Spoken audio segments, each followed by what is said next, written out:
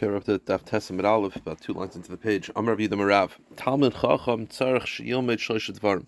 A Talmud Chacham has to be proficient practically in 3 areas, and that is Ksav. He has to be able to write. This doesn't mean like write a Sefer Torah. Rashi says he has to be able to sign his name.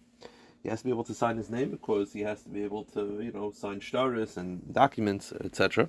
Sheichit, he has to be a sheichit. He has to know how to do shchita, and Milah, he has to know how to do a circumcision. Those are the 3 that a Talmud Chacham has to focus on. Rav Chanani bar Shlam Mishneh the Rav Amar, he had a different version of Rabbi. He added Af Kesher Shel Tefillin. You have to be able to make the knot of the tefillin, the dalid, or the box in the back of the shalrosh, and the yud, and the shin. Ubirchas chasanim, you have to be able to say Sheva brachas properly. Vitzitzis, and how to tie tzitzis. So those 3 are added because they're also things that a Rav has to focus on. Says the Gemara, Ve'idach, and the first version, why did he not have those 3? So the Gemara says, Hani shchichan. He feels that those 3, how to tie your tzitzis, is not something a Rav needs to know. That's a lot of people know those things. It's very common knowledge. He was specifying 3 things that a Rav has to specifically put in an effort to know. How to tie the tefillin kesher, because everyone wears tefillin. It's not something that a Rav has to focus on more than anybody else. Same thing with the tzitzis and same thing with the Sheva brachas. It's just those 3 that you have to be proficient as a Rav.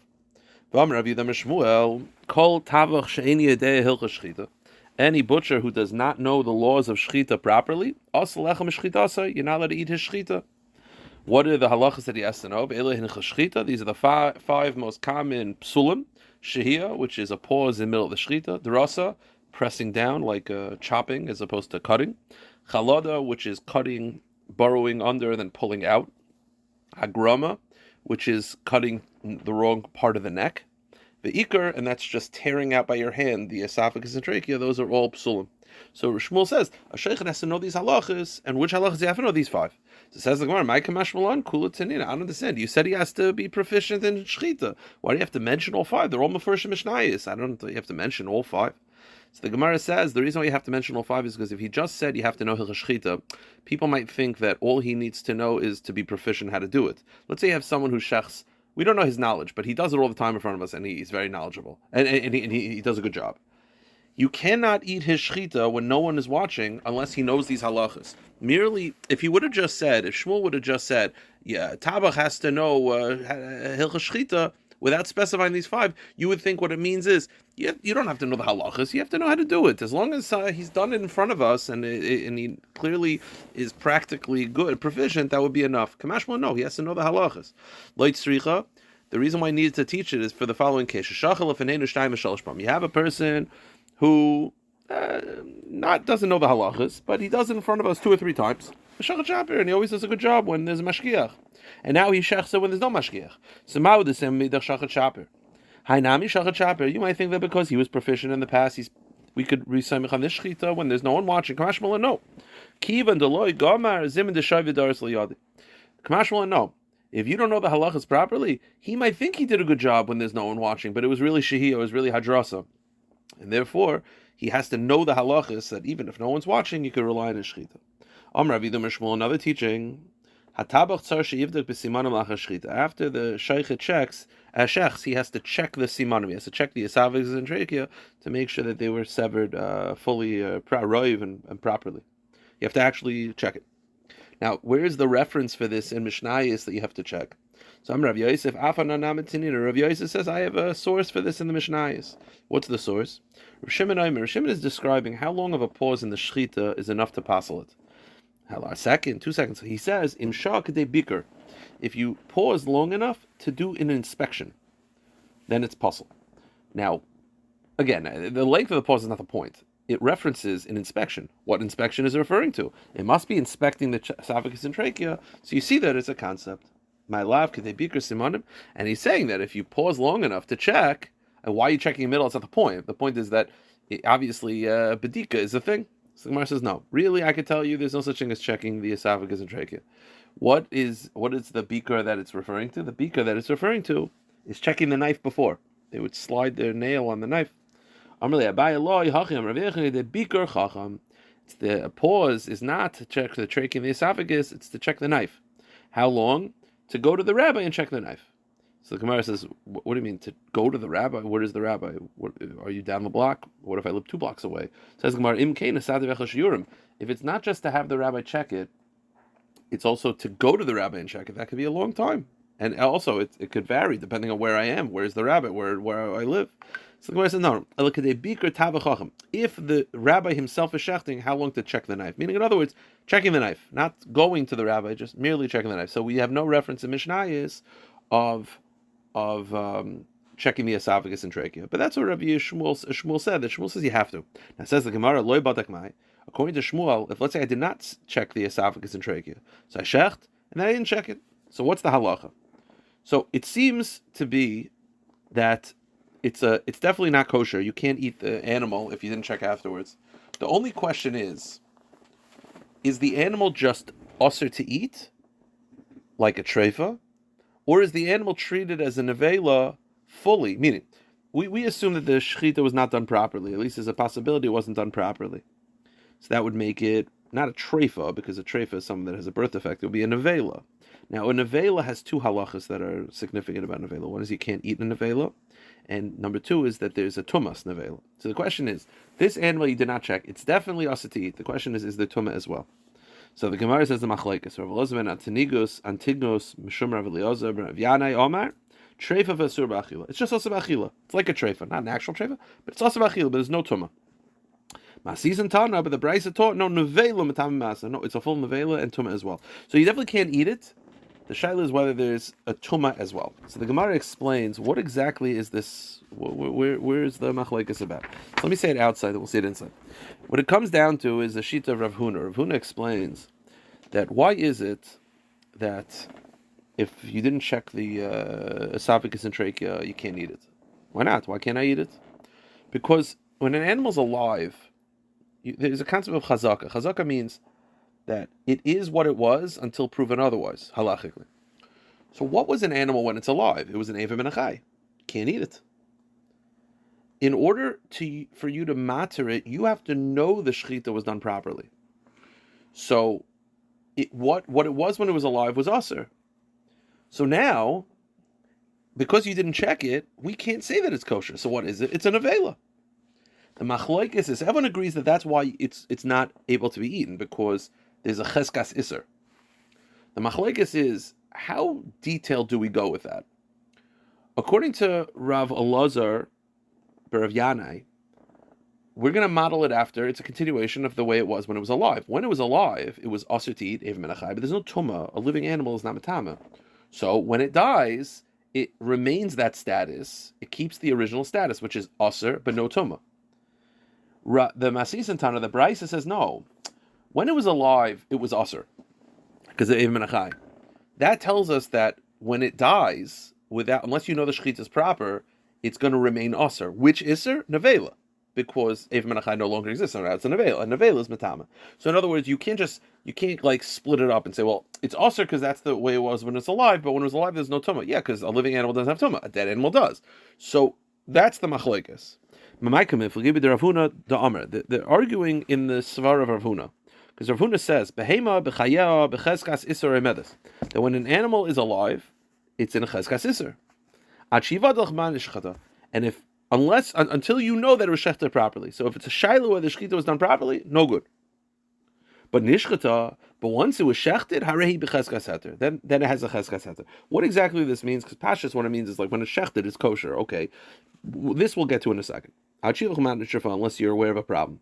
But basically, he's saying that an animal when it's alive is a cheskas isser, and therefore, if you're not sure the shechita was done properly, the animal cannot be eaten as well. The question is, how far do we take this? Mar Savar, the Tana of the Brisa says, well, b'cheska isser kaima, hashtamesei. Well, it was in isser when it was alive because of evim menachai. Obviously, there's no tumah, but fine.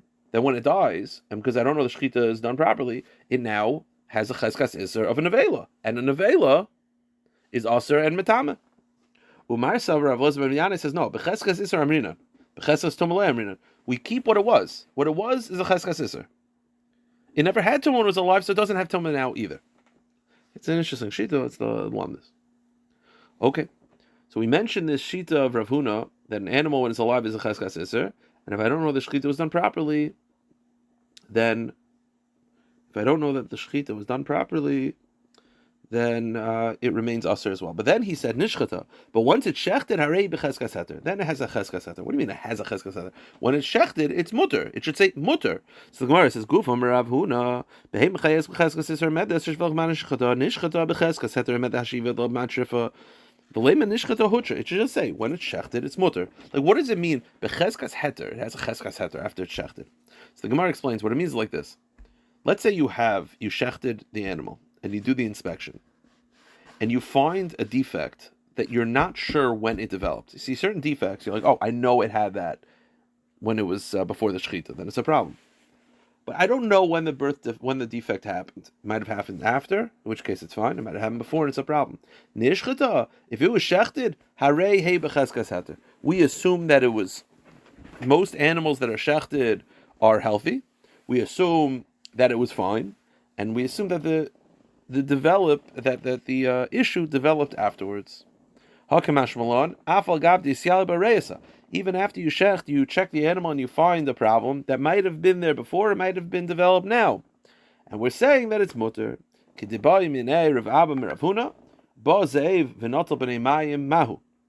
Gemara says this is similar to the question that they asked Rav Huna, that if let's say a wolf came and took the small intestines away from the animal, what's the halacha? So the Gemara says, what do you mean? Not al halasa. Well, if you took it, it's gone. The halacha is that if I can't inspect the inside of the animal, it's kosher because I don't have to assume that the animal had a birth defect. So if the wolf comes and takes the intestines before I can inspect it, what's the shaila? It's gone. So the Gemara says, no. Ella nokav b'nei mayim mahu. The wolf punctured it. The wolf bit the intestines. So what's the halach? I mean, he brought it back, but he bit it. So the Gemara says, well, I still don't understand the kasha. Well, if you saw him make a hole in it, then it's a wolf. Obviously, made the hole afterwards. You know, if you see that the intestines are fine and the wolf takes a bite, okay. So what's the shaila? The case is where the wolf took the small intestines and then returned them punctured, and his teeth are in the puncture wound. Now, there's two options: either his teeth created the puncture wound, or there was a puncture wound, and that's why he picked it up that way because it was easier. Do we say Shema b'makom nekiv nokav? Do we say that there was a hole before and its teeth happened to be resting in the hole? Or no, there's a cheskas heter. You shecht it. You could assume that it was kosher. So amalei ein chayshin Shema b'makom nekiv nokav. We don't assume that there was a hole before. We assume the hole developed later, and that's what he meant before when he said nishchata harehu b'cheskas heter. Okay, so right now we're saying that we don't assume there was a hole before. The hole is now. Now this takes us into a new discussion, which is going to finish the daf. Eisvei, you're telling me we don't assume that there were pre-existing issues. Wait a minute. The Brisa says, you see a bird that's pecking at a fig. Or a mouse that's eating a watermelon. Go to the next page. The halacha is, you cannot eat those. Why not? Not because it's disgusting, and not because of the mouse, and not because of the bird. We're concerned that maybe there was a hole before they started pecking. Before the bird started eating at the date, there might have been a hole before that was made by a snake. And because it's possible, you see, normally they were worried about giloy. They would check the thing to make sure there was no puncture wounds. But because the animal, the mouse was eating for the watermelon, maybe there was a hole before and there was a snake that ate from it. Oh, so what do you see? You see that the hole now, we assume there was a hole before. So how come by a treifa we're machshir the animal, but by the animal we're concerned about a snake? So the Gemara gives a very simple answer. Amarle, mika medamis isur l'sakanta. How do you compare isurim to danger? Sakana shani, meaning we're talking going to be makel when it comes to tarfus because we're not sure. We're not going to start looking for problems. We're going to assume that the hole developed later. By the snake, we're machmer and say there was a hole before because the snake is a danger. We're more machmer by danger than we are isurim. Chabir sakanta b'isura. So when it comes to danger, we're going to be chayshish for any tiny possibility. Maybe it's dangerous. It's a poison. It's a physical poison. It's venom. But when it comes to isurim, we're more mekel. Says the Gemara, Amarli Rav, and this is going to take us to the end of the daf. Is that true that we're more mekel with isurim than we're more machmer, more mekel with isurim than sakanta? My shna suffix. Wait a minute, but why? I get that's the halacha. We're more strict with sakana, but why? You say, well, it's a suffix. By the sakana, you got to be strict because it's dangerous. But suffix deraisa l'chumra. So why? What's the difference? Amalei Rava, ma'ishna suffix sakanta l'chumra. Safek Yisura Nami L'chumra, you should be machmer by a Safek Yisura. So why are we more makel by Yisurim than Sakana? You should be machmer by both. Amalei Abaya, meaning he's saying that they should be treated the same. Amalei Abaya, Rabbi responds, Shani ben Yisur Sakanta. Don't you know there's a difference? What do you mean? They should be treated the same. We're more machmer by Sakana. I'll prove it to you. Safek Tuma b'Rishus Harabim, right? If there's a Safek Tuma in Rishus Harabim, so you're not sure whether there's a Tuma and the Safek arised in Rishus Harabim, Sveika Tahar, we're makel. But so we're makel by Safek Tuma in Rishus Harabim. But Safek Mayim Megulim, right? Every time you leave a cup of water uncovered, you can't drink the water. Why? Back then they used to be worried about snakes because maybe a snake came in. So it's a Safek. So if there's a Safek Sakana in Rishus, a Safek Tuma in Rishus Harabim, we're makel. That same cup of water in Rishus Harabim, you can't drink. Why not? So you see, we're more machmer by danger than we are by Yisurim. So there's your answer. So the Gemara says, Amar Lei. Rabbi responds, no, that's not. It's not that we're more makel by tuma than Yisurim, than Sakana. Really, we're machmer by everything. So why we makel by Safek Tuma Rishus Harabim? That's like halacha Moshe Sinai. Meaning, you're looking at it as like, we see from this that we're generally makel, and then we're machmer sometimes, as opposed to Sakana, we're always strict. That's not true. We would be strict by Isurim as well. So why are we makel by Safek Tuma? Because that's halacha Moshe Sinai. The laws of Safek Tuma are modeled after a saita. Every saita, which is a woman who we're not sure whether she committed adultery, we're not sure whether she's tameh, so we're strict, and she can't be with her husband until she drinks the water. That's a Safek Tuma. And where did the saita take place? In Rishus HaYachid. So we learn out halacha Moshe Sinai that Safek Tuma b'Rishus HaYachid is tameh, Safek Tuma b'Rishus Harabim is tahar. So you're going to say, well, so you see that we're more makel with Isurim than the Sakana. That's not true. It's nothing to do with the kulas. It's halacha Moshe Sinai. We would be machmer, but halacha Moshe Sinai tells us not to. You can't apply this to kol terakula. You don't have a source that kol terakula were more strict with Sakana. Amalei hasam hilchas hagamir la misaita masaita b'Rishus HaYachid aptum b'Rishus HaYachid. So the Gemara says, Masav Rav Shimi. Wait a minute. Sheretz b'pi chulda. The halacha is if you have a dead sheretz is matama. And it's a weasel has it in its mouth, and he's running around. The weasel's live or not matama. The chuldam alechas agabi kikrishal truma, and the weasel is stepping on the bread of truma. Now, the weasel touching is fine. The problem is did the sheretz that's hanging out his mouth touch the bread? Safek naga, safek naga. The halacha is if we're not sure whether it's a safek, the halacha is tahar, even in a private domain. And safek mayim megulim or machmer. So you see, we're more machmer with Sakana than this. This is a case of Safek Toma, and we're Mekel. So the Gemara gives the same answer. That's also halacha Moshe Sinai from Saita. A Saita is metame. A Saita is an issue when it's a Safek Toma in Rishus HaYachid. She's also a person, which means that we're only machmer by Safek Toma Rishus HaYachid when you're dealing with people that have das. Over here, you're dealing with a dead lizard, which you can't ask, obviously, did you touch the bread? And therefore it's always going to be tar. Again, it's the same answer. It's not a matter of chumrah or kula. It's halacha Moshe Sinai telling us to be mekel. I would be machmer. So Sagmar says, Hasam nami, hilchos hagamir la misaita, masaita davishesh bedas lishol, afachanami davishesh bedas lishol. So Rav Ashi, Tashema. Let's bring another source. Source is as follows. Slucha shenicha megula. You have a flask of water. Now this water is talking about the saita, the paraduma waters, and you left it uncovered. Ubo matzah mechusa, and now you cave and found it covered. The halacha is it's tameh. Why? Because we are concerned that someone who's tameh covered it. Right? It was left uncovered and now it's covered, which means somebody did that. Right? Animals don't do that. It means people did that, and because there's a possibility that the person did it that was tameh, we're going to be machmer. Okay, that's fair, but henicha mechusa uba matzah megula, but the opposite. I left it covered and now it's uncovered. You know what the halacha is? The halacha is it's not tameh because we're not concerned that a person who's tameh touched it, but you can't drink it. You can't use it for the paraduma waters. Why? Not because we're concerned the person did it, but because there's a possibility that if a weasel is able to get his mouth in and drink some of it, then the concern is the way weasels drink is the water goes in, and sometimes a lot of the water spills out. So that invalidates paraduma waters, because paraduma waters has to go straight from the well to the cup, not in the mouth of a weasel. The point is, if the weasel is able to drink conceivably from this flask, Or a snake, according to Rav Gamliel. Rav Gamliel equates a snake with a weasel, okay. Or if dew fell on it at night. Meaning if dew fell on it, psula, because dew is not ma'im chaim. The point is, in all of these cases, it's puzzle. It's not tameh. Why? Why don't you? Why is it that there's a difference in the first case, right? If I left it uncovered and now it's covered, we're tameh, because why in that case? Because we're saying that we're concerned that a tameh person touched it. But how come in the second case we're just going to say puzzle because we're afraid a weasel touched it, but we're not going to be concerned that tameh? It's not tameh. Why not? What's the explanation? Why is it that we're more strict in the first case than in the second case? It's very simple. In the first case, where it was uncovered and then covered, animals don't cover things. So I know it's not an animal. It has to be a person.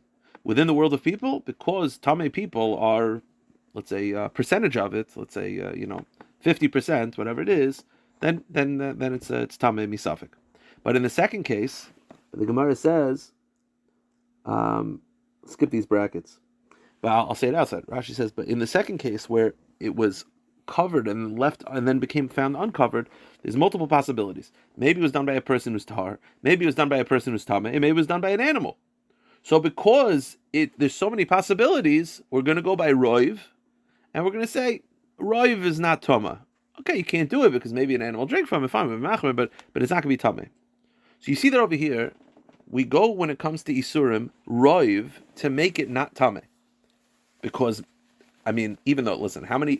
What's the way it would be tameh if someone who's tameh touched it?